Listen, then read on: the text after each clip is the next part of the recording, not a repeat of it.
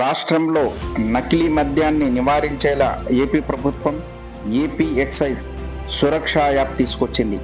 ఇకపై ప్రతి మద్యం బాటిల్ను క్యూఆర్ కోడ్ ద్వారా స్కానింగ్ చేశాకే అమ్మాలని దుకాణాలకు, బార్లకు నిబంధన విధించింది.